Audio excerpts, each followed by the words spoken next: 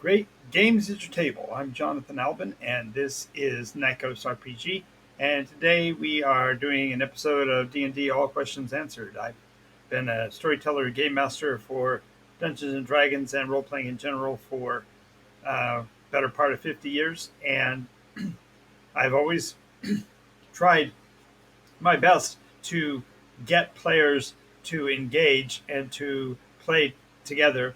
And it has come across my table a couple of times in the last month or so that perhaps my delivery, my approach, my way of speaking has been problematic. And so I'm going to try to change it up a little bit. And today I'm going to talk about why the way you play matters. If you are a role player from less than the last 10 years, you haven't perhaps experienced the difference between what I'm calling role playing and role playing. And we're going to go into each one of these categories and cover each one of them a little bit at a time.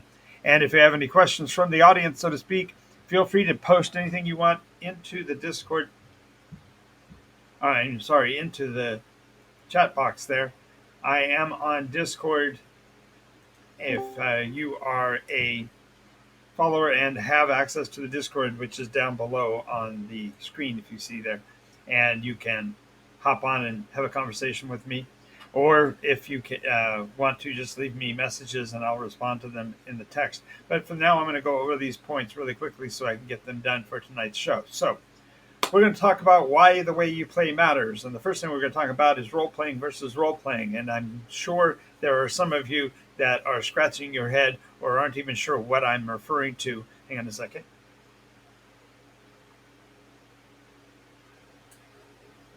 There we go. Add a little bit more light to the subject. There's my dad used to say. Don't want to put anybody's eyes out watching. Anyway, role playing versus role playing. The difference is, for example, your group has gone into a village and you walk into the bar, and your party minstrel, your party bard, immediately wants to approach the bartender and specifically says, I'm going to try to manipulate the guy to have him let me perform so I can make some money. And a role player, ROLL player, would say, sure, go ahead and roll your manipulation skill. Let's see whether or not you can convince the guy.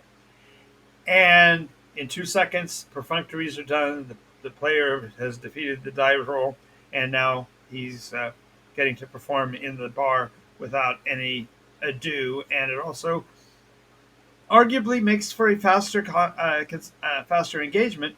But the irony is that many times we'll do this on the roleplay side to create an opportunity for more combat, which of course is more dice rolling.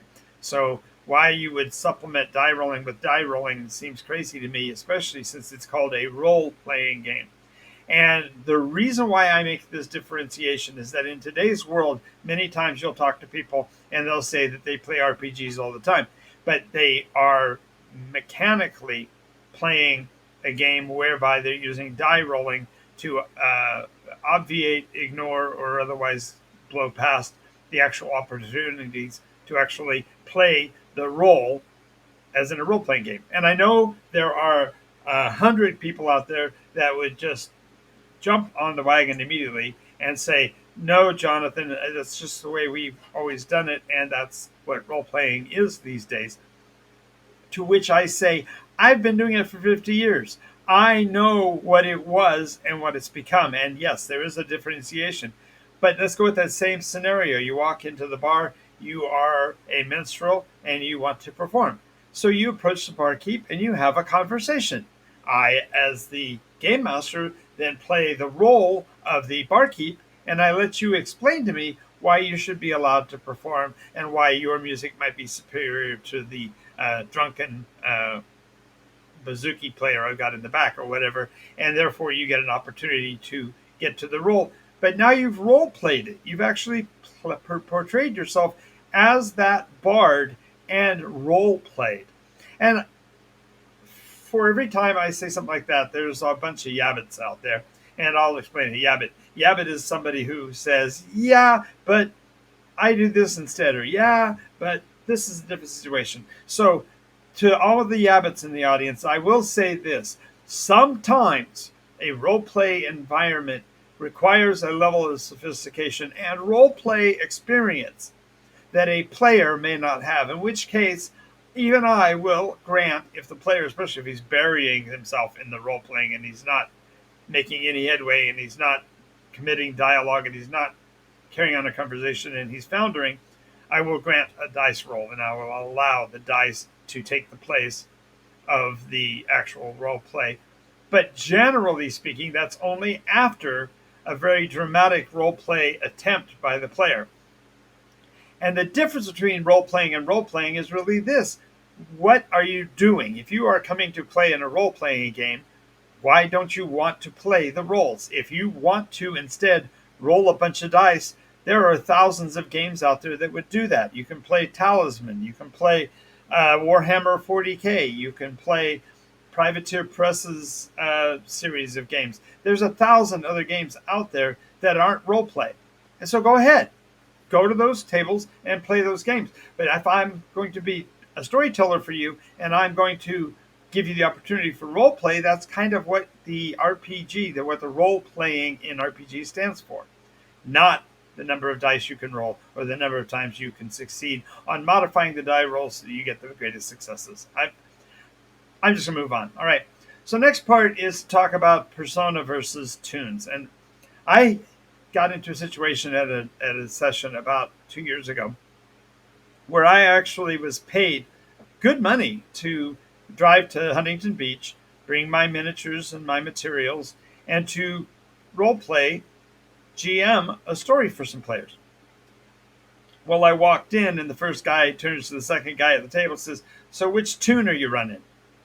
And I wasn't sure what he was talking about. And it dawned on me that that's the vernacular in certain circles for the player character, the persona that you're going to be playing in the game. They are calling them instead tunes, and they're treating them as if they were standoffish. They were off to the side. They were something that the person moved across the table, the little miniatures. And that defeats the very concept of role playing, because when you are role playing, you are actually taking the time to make believe that you are a persona. Now, every video game out there uses the term character. Every one of them. And there are a lot of them that are animated images that look like cartoons. So I get it. And most people who are coming to role play from the computer market and coming into true role play for the first time, they don't know any different. And they may even see their character in a cartoonish way. But that's far different. If you are going to actually engage in role play and you're going to be acting as you're the warrior and you're acting as the archer or whatever, that the persona is what's important. The role play is a matter of becoming that person during the session. So in NycosRPG, we refer to them as persona instead of calling them a character, because a persona is something that you become. You are stepping into that other personality. You are in effect becoming that person for the sake of discussion. Now, granted, it is a tabletop role-playing game. I am not talking about live action. I'm not talking about getting out any foam swords and smashing each other over the head with a piece of plastic. That's not what I'm talking about at all.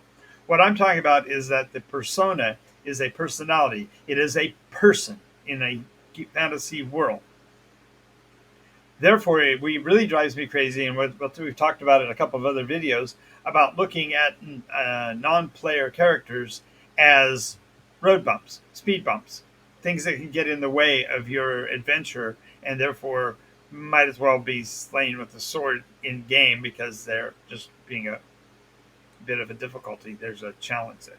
So on the other side, if I'm speaking of a player who takes on the idea of his character being a tune, number one, he's not going to take the story seriously because, hey, I'm just a player and that's just my persona. That's my playing piece on the board. And pardon me, if something happens to it, I get it into danger and it ends up dying. Just a piece of paper. It's just nothing. And there's a part of it that's true. The adventure is about the story that's going on, and the player interaction is paramount. And when you have a person or a group of people that are playing their characters as if they were two-dimensional pieces moving across the board, they are defeating the entire concept of role play. So I know I'm probably getting in trouble on that one, and feel free to make any comments you want to on that. But we're on to the next one. We're going to now talk about totem versus miniatures and images. And I use the term totem.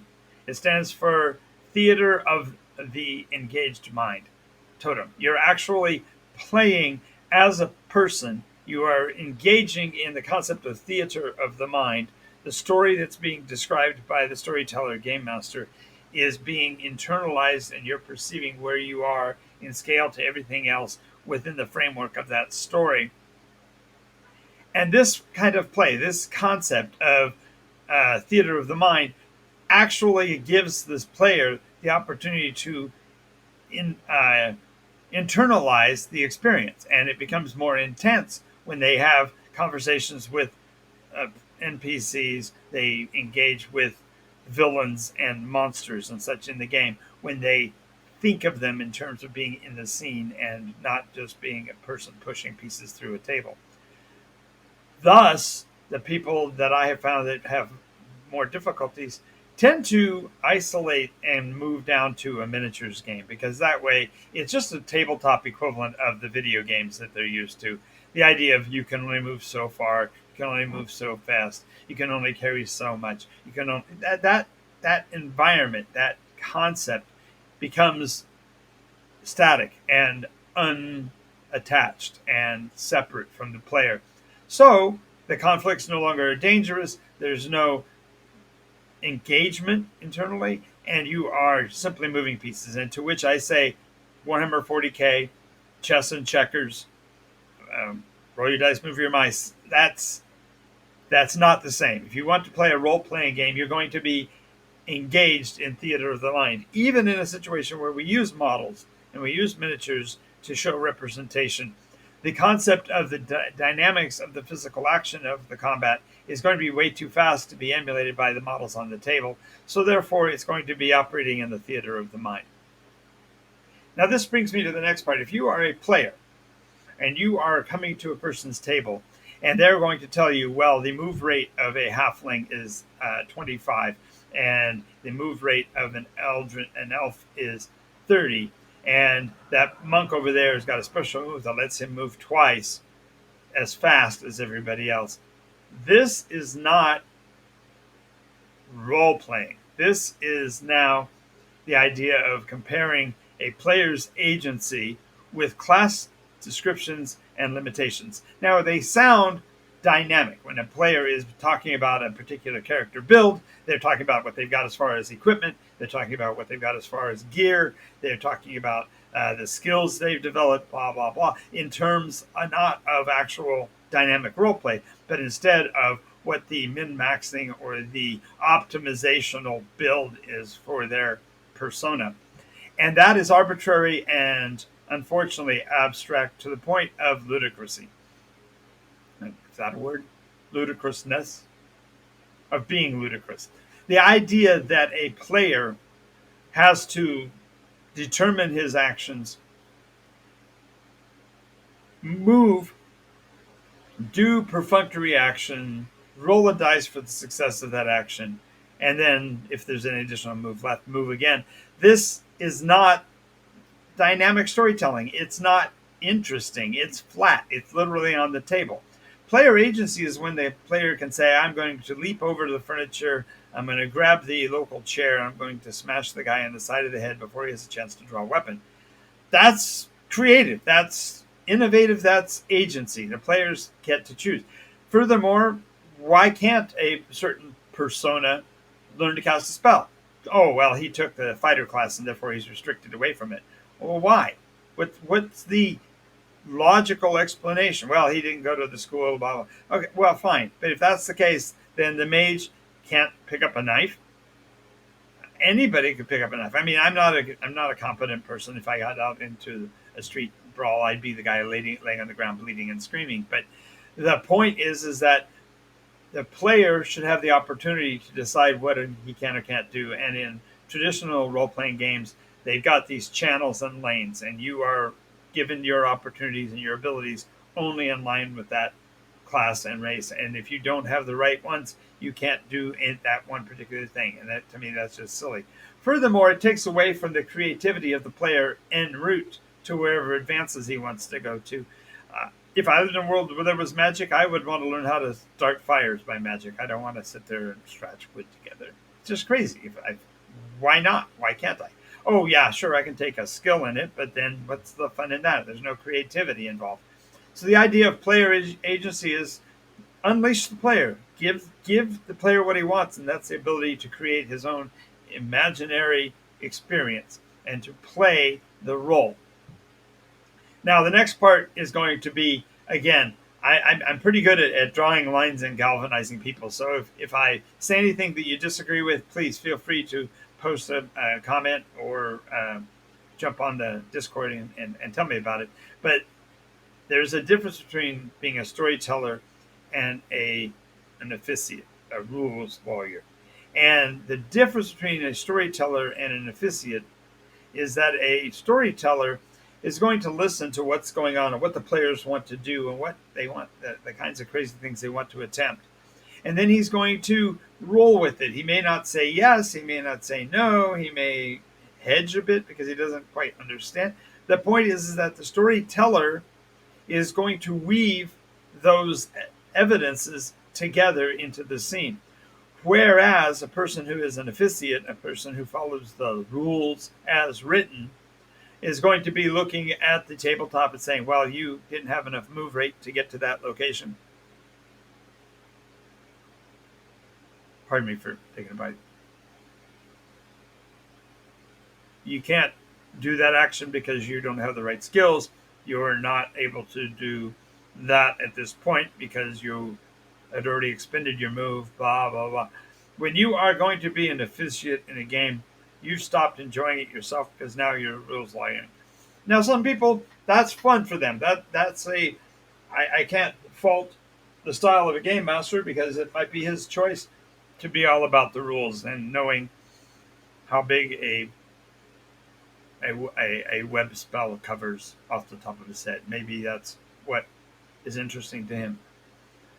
But when you are an officiate in a game and you're not a storyteller, the game play is going to slog and your players are going to feel frustration. They may not say it, but they're going to feel frustration because sometimes an action moves a model a little farther than the rules state they can move.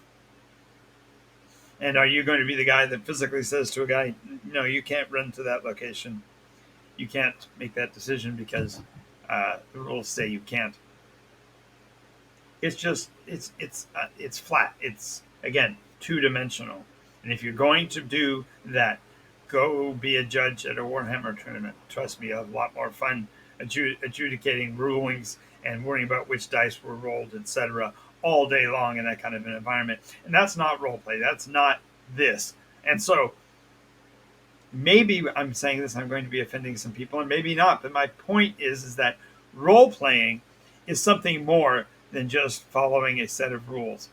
Now, this next one also, when we are talking about a role-playing environment, if you are operating in a totem, in a theater of the engaged mind, you're going to be giving descriptions, and you can be creative as all get out. Maybe it's an environment where everybody's able to fly. So now you've got to mentally track where they are in the space that you've defined. Maybe they have the ability to become invisible, or more importantly, maybe they can cause their weapons to become invisible. There's not anything in the rule system that accommodates for that. And when that happens, the game master will have to go back to imitation. He'll have to go back to what the rule says and only do what the book tells him he can. And that, to me, is imitation rather than imagination. A creative storyteller is going to be able to embellish. He's going to be able to expand the story beyond the framework. He's going to be able to take pieces and make new stories as he's going. And he's going to be able to just roll with it and move through the environment, especially in the theater of the engaged mind. If a player becomes engaged, asks a question about what's going on in the scene, the game master's response is going to tell you how invested he is in the accuracy of the setting. Some people really want to track the number of arrows that you have in your quiver and whether or not you've thrown your last throwing dart and things like that. And other people are like, you had had a few. I'm not tracking it. It's okay. The idea here is that imagination is a greater, more effective tool for interacting with players than any form of imitation. Besides that, the players, if they know that you're an imitative storyteller, they're going to be able to read ahead, jump onto websites, meta game the environment, find out what kind of monsters are going to be in that kind of environment, prepare themselves because they are optimizing. They're not min-maxing. No, that's an old term. Nobody does that anymore. Now it optimizes, so they're going to be playing at a level of accuracy to a rule system that's beyond the pale. And that takes away from the story agency, the creative abilities of your storyteller, and instead impresses on the entire play environment kind of a rubber stamp. No, a troll can't do that. A troll has this ability. No, no, and Ogren doesn't can't carry that. He can only carry this. Those are all out the window when you're talking about a theater of the mind engaged role playing game master, because he's going to be just embellishing and amplifying. That doesn't mean it's not going to be realistic. It doesn't mean it's not going to be dynamic and heart wrenchingly visceral, but it does mean that it's going to be open to new opportunities and new ideas, whereas an imitative game master simply locks himself into a box and prevents that. I noticed also there's a change. It used to be you would talk about going to your friend's house and do some role playing, but now you go over to somebody's house and you're gaming. And I'm going to draw a delineation that may be a bit obscure, so I'll try to explain. The idea is that if you come over to my house and you're going to be playing a role play game with me, then I'm going to give you, you're going to build up your character. You're going to develop what you're going to be as far as a persona. And then we're going to be playful. I'm going to say, what do you do in the situation? What's your options? What are you thinking about? How are you acting? I'm not going to be asking, which dice are you rolling? What's your damage per round or damage per turn? That doesn't interest me, and it's not important. What's important is, are you playing the character? Are you enjoying the experience of considering what the possibilities would be if you were in that situation? If you're not getting that at your tabletop, and instead you're getting, well, I've got a move rate of X, and I've got a fire rate of Y, and I've got I've got an extra bonus skill, and I get a feat, and blah blah blah. Then you're gaming. You're actually gaming the system. You're actually creating a template for success and not caring what happens in the story. I have had people come to a game session and say, well, I'm at second level now. I anticipate in the next session while we're playing that we're going to level up. And I think I'm going to go ahead and take this skill or this feat or this, optimized benefit step before they've even seen 2 minutes of the game. They say, I'm going to take airborne riding. You've never seen an airborne flying creature that you could mount. What are you talking about? No, it's in the rules. I can actually take that feat when I get to this level. That's not playing the character. That's gaming the system. That's defeating the very purpose of role play. And I know, I'm actually hoping, please, somebody watch this video. Tell all your friends to come and blast me. I want this conversation because there is a difference. I've been doing it for 50 years. There is a difference between role play and RPGs. And I don't know how else to say it. The final thing is the look at the way someone plays their stories. I have had game masters, people that are running game sessions, come up and tell me that they're running a campaign on Tuesdays. And I ask them about the details, and they say, well, this week we're going to be doing Against the Giants, and next week I'm going to be doing a part of Icewind Dale, and then I'm going to go into this new Baldur's Gate thing that I'm running out of Avernus. That's not a saga. That's not a campaign. If you go to the strict definition, and I'm not, but if you go to the strict definition, a campaign is a series of expeditions by a group with a final agenda that includes several engagements. That's what a campaign is. Now, I'm okay with serializing. It's okay to play this adventure and then that kind of adventure and then that kind of adventure. That's perfectly fine. That's serializing. But that is not a campaign. That is not a saga.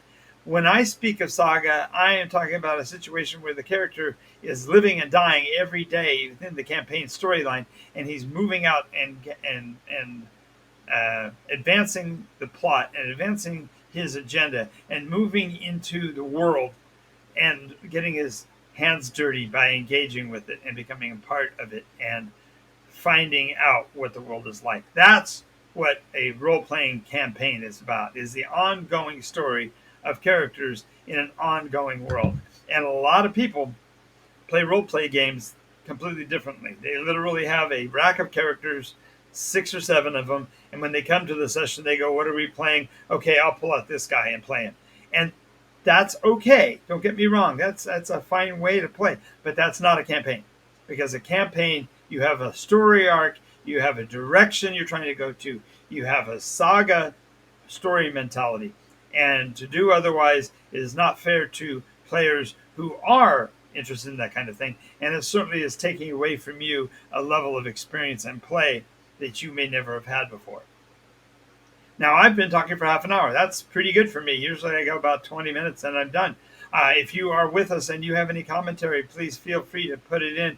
I'm going to be here for a few more minutes, but I'm about done. I do want to quote my new favorite saying: teach new folks to play each day. That way you'll always have someone to play.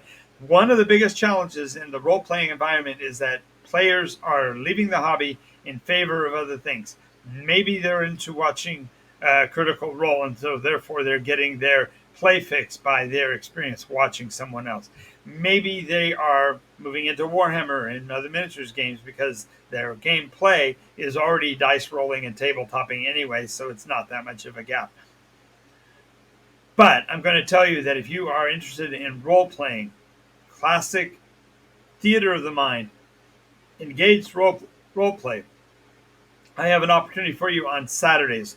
We have been trying to do this for several weeks. I'm building up people who want to play, but I have not yet been able to support it.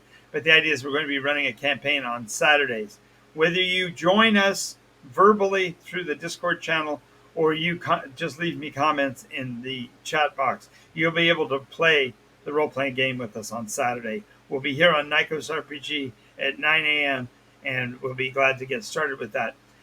If not, if you are not interested in that, make sure you take a look at the videos that I've done concerning other aspects of role-playing.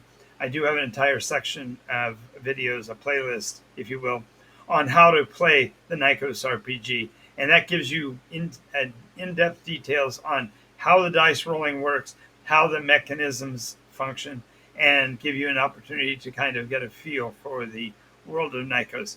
I also am doing a series of videos on Session Zero Chronicles, which are basically insights into the game world of Nykos that you can get kind of a feel for it before you come to a session. Either which way, I hope you get a chance to do that. If you like this video, make sure you follow the channel. If you get a chance, go over to the YouTube channel and like and follow and subscribe there, because that subscription really helps us to get the word out about other people. In the meantime, we are at over half an hour, so we're going into commercial breaks. So I want to get out of here. I'm Jonathan Albin. This is NycosRPG.